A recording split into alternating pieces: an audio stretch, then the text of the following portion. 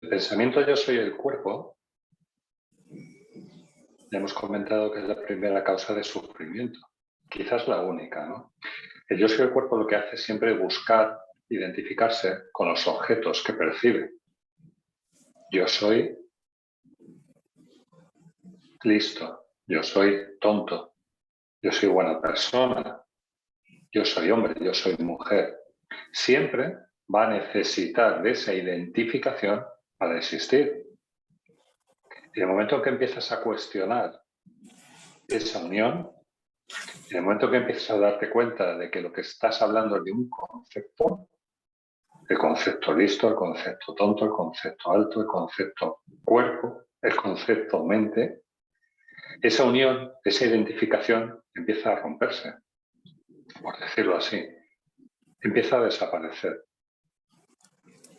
Todos esos conceptos no son nada más que el bagaje, el armamento, los instrumentos y las herramientas que este yo utiliza para parecer que existe, para incluso hacerse partícipe a sí mismo de esa propia existencia, la cual proyecta e intenta unificar a su alrededor. Por eso siempre las preguntas serán múltiples, podrá haber miles y miles de preguntas y la respuesta siempre será la misma. Indaga, pregúntate si esa identificación, si ese yo, ese personaje, realmente es tal y como pensabas que era. Si realmente todo eso en lo que te has estado basando realmente existe tal y como lo has estado creyendo, lo has estado viendo. Cuando estás en casa, oyes los ruidos, oyes tanto los sonidos internos de la propia casa, los que puedas tú realizar, como los exteriores. Hay alguien ahí habitando que percibe todo ese ruido. Esos sonidos pueden generar a su vez distintas emociones: miedo, alarma, alegría, tristeza, alerta. Y este yo soy el cuerpo, ese primer pensamiento, inmediatamente se va a identificar con ellos, se va a unir a ellos. Va a sentir el miedo como si fuese algo propio y no producido por la unión con esa interpretación que realiza. Siempre interpreta, siempre va a filtrar cualquier hecho que se presente ante él y por lo tanto siempre va a intentar también seguir permaneciendo, seguir existiendo, aunque sea de esa manera. Porque cualquier análisis, por muy pequeño que hagamos, con total sinceridad y honestidad, va a demostrar que simplemente eso no es así. Es como si estuvieses viendo una película en una sala de cine, muy concentrado. Llega un momento en el que te olvidas de toda la gente que tienes alrededor. Te olvidas incluso de la propia sala. Imagínate que estuvieses en esa sala comiendo, bebiendo, sin enterarte de forma automática durante un día entero, 2, una semana, un mes. Llegaría un momento en que tu identificación con las imágenes que se proyectan sobre esa pantalla sería total y plena. Es más, no sabrías ya que hay una sala, que hay unos asientos, que hay unos espectadores, ni siquiera sabrías que es una película la que se está proyectando sobre esa pantalla porque tampoco verías la pantalla. Seguramente llegarías a identificarte con un personaje de los que aparecen en esa película proyectada y creerías que todo lo que dice y todo lo que piensa, porque tus pensamientos que surgen a raíz de esas imágenes, de ese guión, ya no estarían separados. Serían los pensamientos del propio actor o actriz que interpreta ese papel. Imagínate por un momento. No habría posibilidad de desidentificación. ¿Serías eso o creerías que eres eso? Ahora bien, si por algún motivo de repente la película deja de proyectarse y se encienden las luces, tardarás más o menos tiempo en darte cuenta de que estabas soñando, de que estabas metido, inmerso en una proyección, pero que no era la realidad, aunque te lo pareciese. Poco a poco irás contemplando lo que hay a tu alrededor, la sala, el cine y la pantalla donde todo se ha proyectado. Todo lo que ha ocurrido ahí no le ha afectado en absoluto. Sigue ahí, blanca, tranquila, sin cambios. permanente. Cuando suena el timbre y no hay nadie en casa, ¿quién responde? Si tú no estás en ese momento, si rompes esa manera de identificarte con todos los sucesos que se te presentan, con todas las situaciones, con todas las vicisitudes que ocurren constantemente, ¿quién responde a ese timbre? ¿Quién va a abrir la puerta si no la ha oído sonar porque no está ahí? Cuando tú no estás, la casa sigue permaneciendo. Lo absoluto, la conciencia única, universal, eternamente inmutable, sigue estando.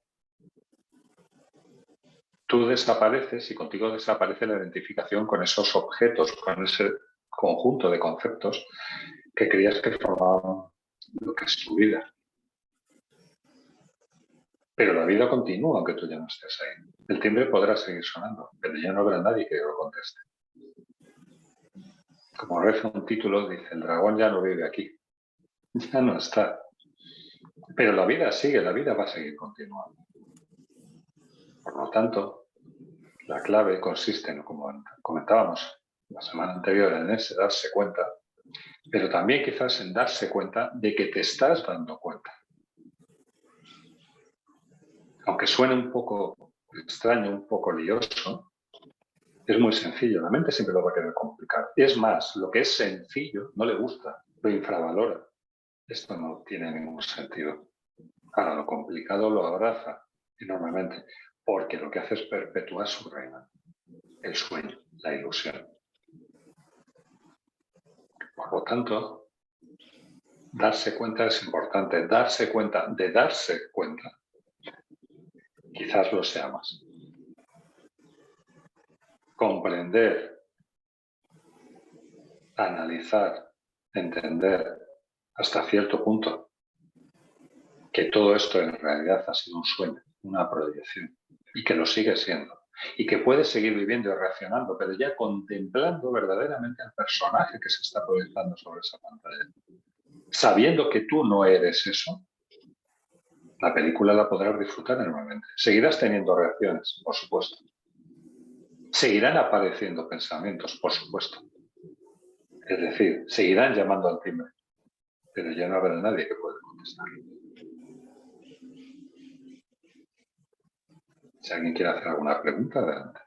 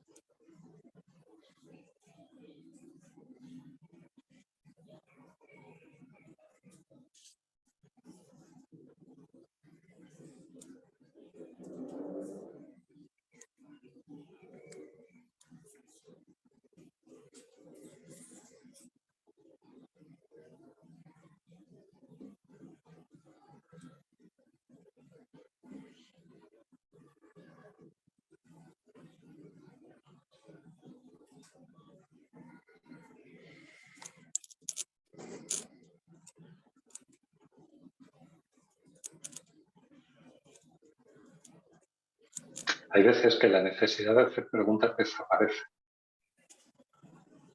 Siempre queremos preguntar, siempre queremos encontrar explicaciones que sean creíbles, factibles, que se adapten a nuestra interpretación de la realidad, a la proyección de la... No sé, yo estaba viendo una película de comedia, no más una pregunta relacionada con una pregunta, con una película del oeste. La respuesta no te vale cuando la pregunta no es contestada en los parámetros que has establecido previamente, casi siempre de forma inconsciente. A veces, sobre todo en estas reuniones, en satsang, las preguntas parece que desaparecen. no emergen. Y no pasa absolutamente nada. Precisamente se trata de eso. Y cuando emergen, pues se contestan sin ningún problema. Porque al fin y al cabo, lo que pregunta en cada uno y lo que contesta desde aquí es exactamente lo mismo. Podemos decir que es el sí mismo hablándose a sí mismo. Podemos decir que es el absoluto hablándose al absoluto.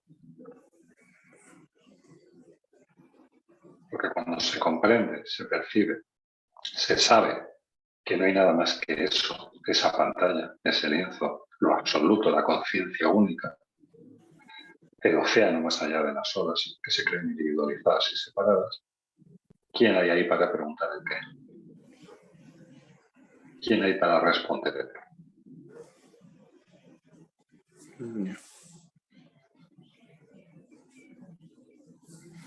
Por tanto, no es necesario realizar un esfuerzo para buscar una pregunta que pueda ser más o menos interesante, inteligente o no. Simplemente es estar presente y dejar que el ser se manifieste, se exprese, que lo que lo recubre por un momento desaparezca, que las defensas, que los muros del castillo se caigan, aunque sea para entender y comprender que jamás hubo necesidad de defender de nada, ni a nada. No obstante, cuando surge una pregunta de verdad, hay que hacerla. Para eso está esta ocasión.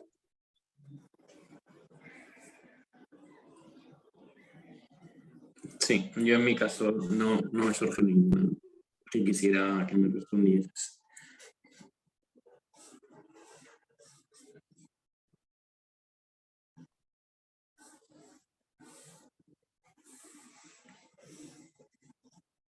Las preguntas siempre son cuestionamientos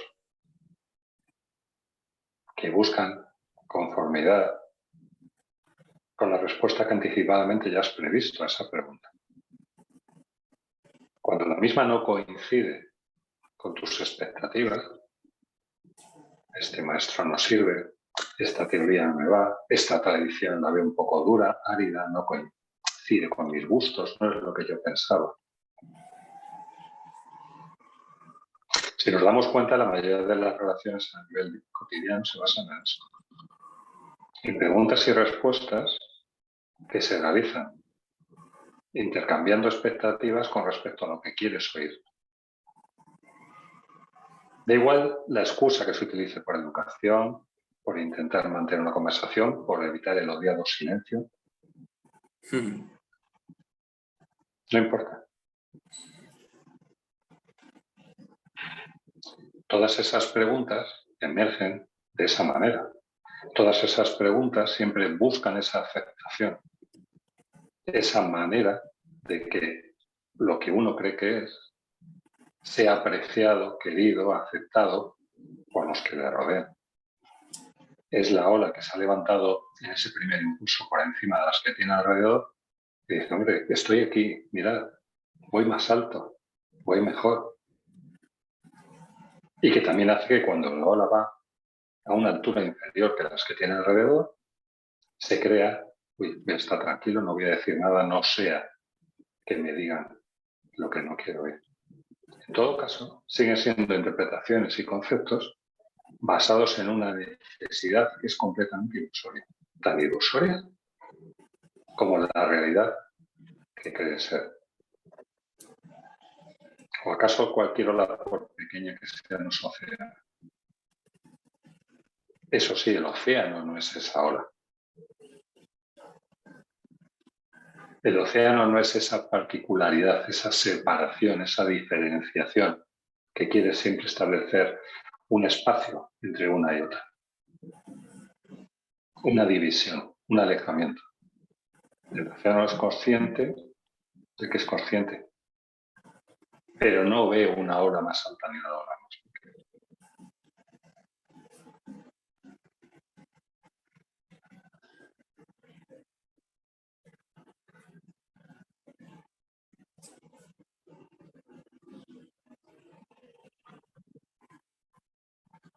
En cierto sentido, es como, creo que era el maestro Eckhart quien lo decía, en un hermoso poema, hay que recuperar ese desierto, ese lugar de la nada, donde no hay absolutamente nada, salvo el desierto, lo único, la eternidad, lo absoluto, la conciencia única que no entiende de conciencias individuales, separadas, con prejuicios, con deseos, con expectativas, como decíamos antes.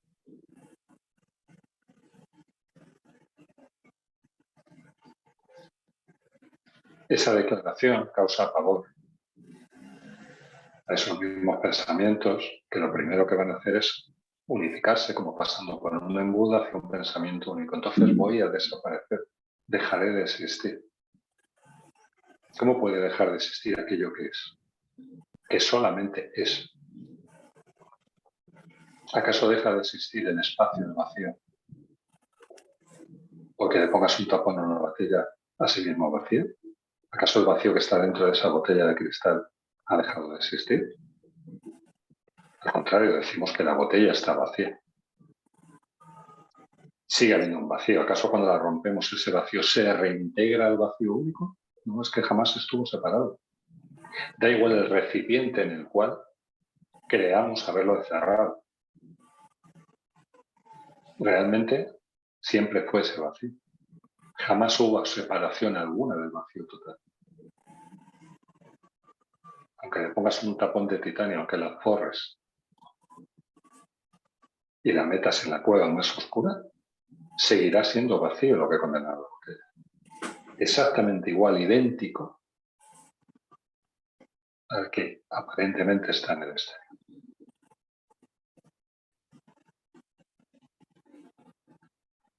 Es en ese sentido en el que hay que vaciarse cuando se emplea esa expresión.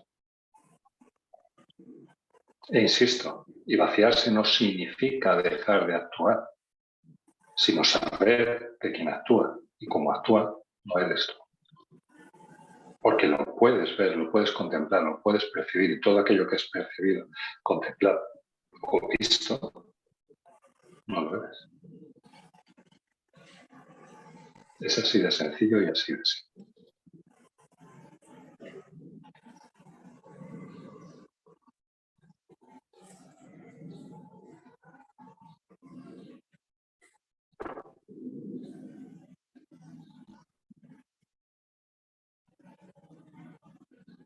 ¿Alguna pregunta al respecto?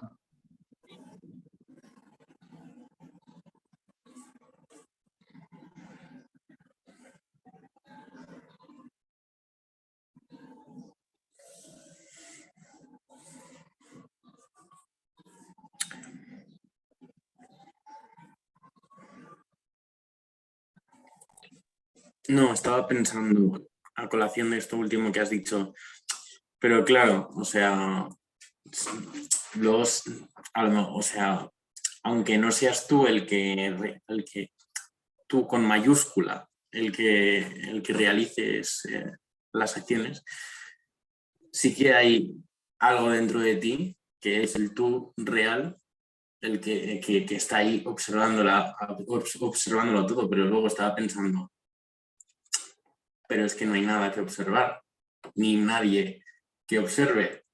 Entonces vuelve a ser lo mismo. No sé si estaré en lo cierto o no, pero yo intuyo que es así, vaya. Sí, es correcto. Vamos a ver.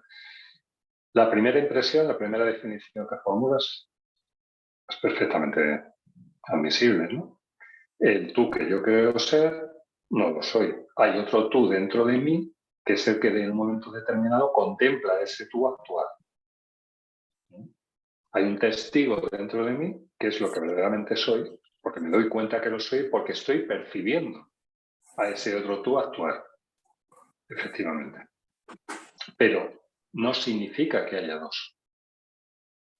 Lo has dicho muy bien, cuando no hay nadie, cuando eso, ese compuesto, me gusta llamarlo así, que queremos ser, nos damos cuenta que simplemente es un compuesto más, un concepto más, un objeto más de todo lo que percibimos, lo que ve es lo visto.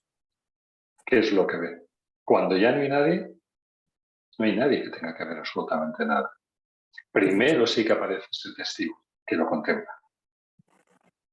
Pero más allá de eso, ¿quién contempla al testigo? ¿Quién observa a ese que ve? ¿Quién ve al que ve?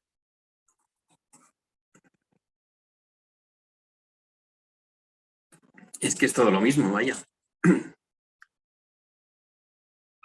Efectivamente, cuando todo es océano, nadie diferencia una ola, porque no hay esa diferencia.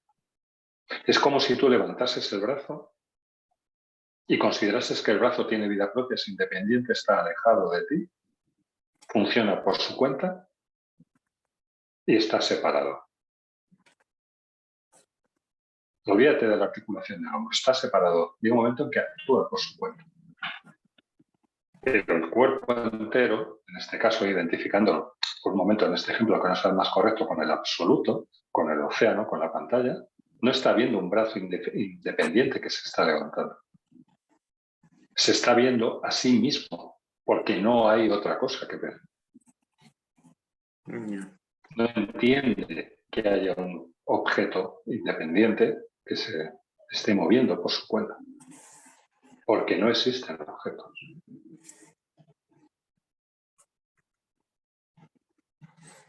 Si solo hay vacío, y hasta una pared tiene vacío entre sus espacios, ¿verdad? Hay espacios subatómicos, que si tienes el tamaño suficientemente pequeño la atravesarías sin ningún problema, es vacío también, ¿no? No hay nada ahí. O mejor dicho, hay la nada, ese absoluto, donde todo es proyectado. Incluso la falsa creencia del sueño real en el que supuestamente vivimos. Pero la proyección, o sea, todo el conjunto de objetos, también formaría parte de esa nada, ¿no? No simplemente el espacio en el que todo eso ocurre. Exacto. Es como si dijeses que solamente lo bueno, lo positivo, lo alegre es lo que existe. Lo malo, lo negativo, lo triste, no, eso no forma parte. No. Evidentemente, el cuerpo y la mente, el yo soy el cuerpo, solamente busca el placer y alejarse del dolor. Es decir, se mueve entre los contrarios, como hace siempre. Sin darse cuenta, desde ese sueño, desde ese personaje, desde ese compuesto, que todo absolutamente es lo mismo.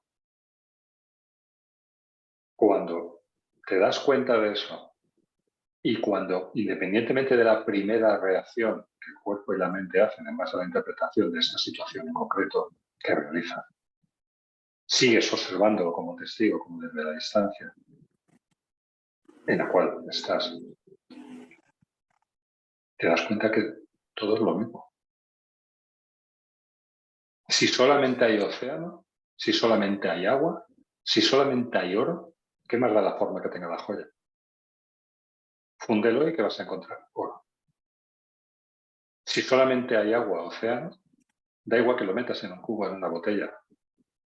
Cuando esa botella se rompa o intentes vaciar el cubo, ¿dónde está el agua? Tú cógete un cubo de agua, como decía Ramakan Maharaj, y lo tienes ahí, ¿vale? Tiene vida propia, es una entidad, es un personaje con sus vicisitudes. Echa ese cubo, vacía ese cubo en el agua, en el océano, e intenta volver a coger la misma agua.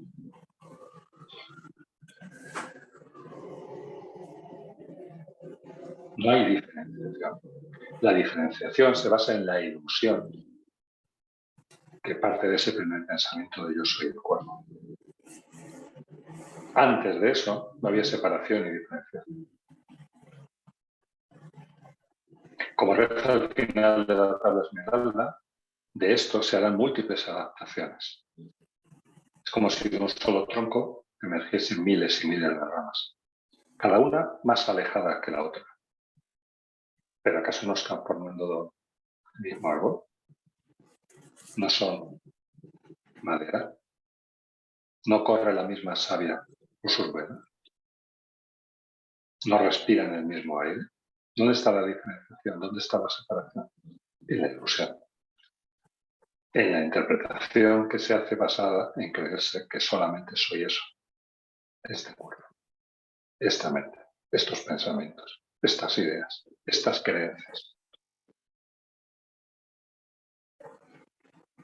Como nunca han sido cuestionadas, es como el ejemplo que ponía al principio. Crees que esa película eres tú, ya no hay separación, ya no hay diferenciación, esa película eres tú.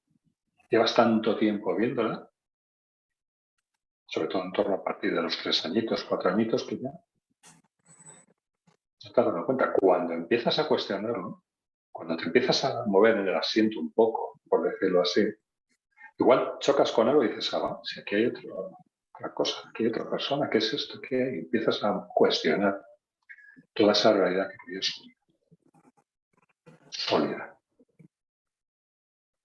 fortificada, y que cae por sí sola cuando se das cuenta.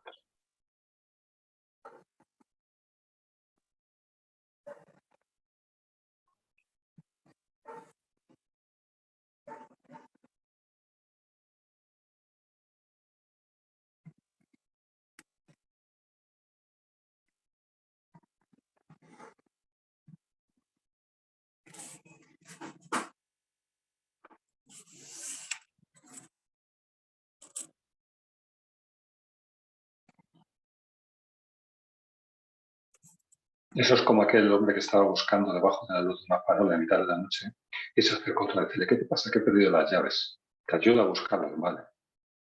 Y cuando llevan ya una hora buscando, dice, pero es imposible, ¿dónde las has perdido? Dice, no, las he perdido en aquella esquina de allí. Dice, ¿por qué las buscas aquí entonces? Porque aquí hay luz. ¿Qué sentido tiene buscar a la luz de una farola cuando se es el sol eterno?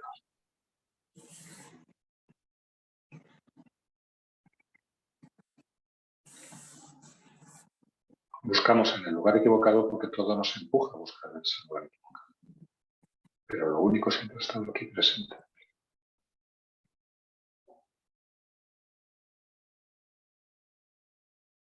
Quita los velos que has puesto sobre la lámpara, uno tras otro, y de repente la luz sale por sí sola. Jamás estuvo apagada. Jamás dejó de serlo. El absoluto no puede dejar de serlo por más que soñemos y proyectemos esa ilusión.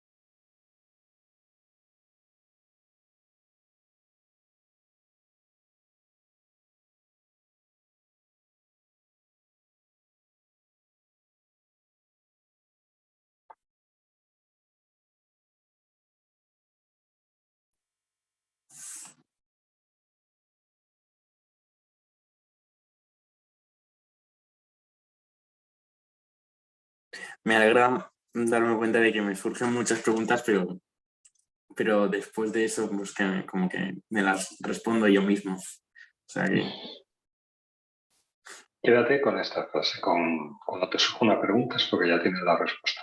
Si no, la pregunta no puede surgir.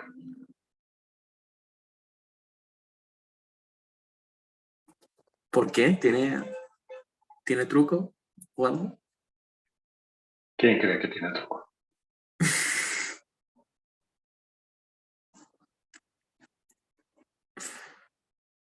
Tú mismo lo acabas de decir. Me surgen las preguntas, pero me doy cuenta que ya sé la respuesta. Cuando se comparte de esta manera, la mente no le queda más remedio que retirarse un ratito. Sí, ahí intentando acechar, ¿verdad? Pero no encuentra dónde agarrarse. Es como si la pared donde estaba trepando la arañita de repente la recubres de puro hielo, resbala, de un hielo tan resbaladizo que no hay manera de que te puedas agarrar ahí. Lo va a seguir intentando, pero va a caer, va a resbalar, no va a tener dónde agarrarse. Y por tanto, lo que ya es ese sí mismo, es absoluto, o esa pantalla, esa conciencia única, responde la propia pregunta.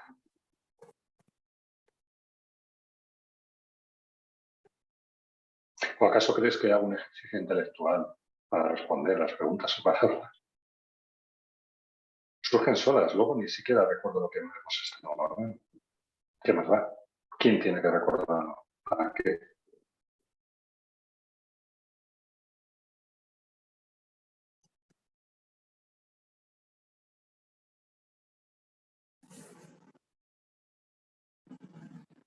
¿Para quién?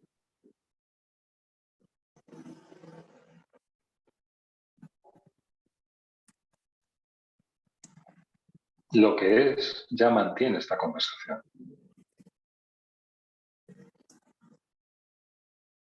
Este Sabitur Ramakant Maharaj, discípulo de Nisargadatta Maharaj, lo decía bien claro. Estaba hablando al oyente invisible que hay en ti desde ese hablante invisible que hay en él. Es el mismo, es lo mismo. No puede haber otra cosa. Por eso, una vez que en estos momentos esa mente, esos pensamientos disminuyen su actividad, se aquietan, aunque luego quieran recuperar otra vez su reinado, su puesto, su trono de observación, lo que queda es lo que es. Y lo que queda no necesita nada más. Se reconoce a sí mismo, en sí mismo, por sí mismo y para sí mismo. Repito, ¿quién contesta el timbre cuando viene a casa?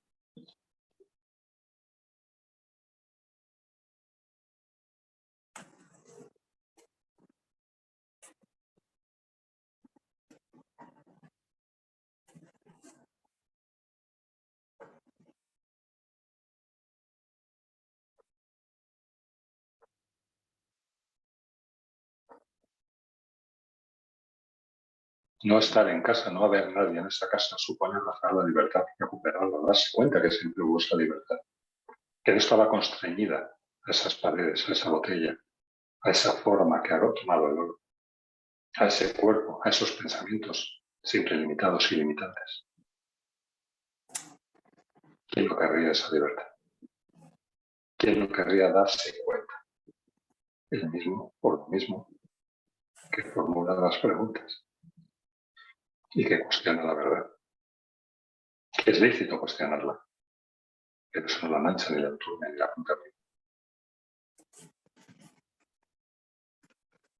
Porque lo que es y no puede no ser.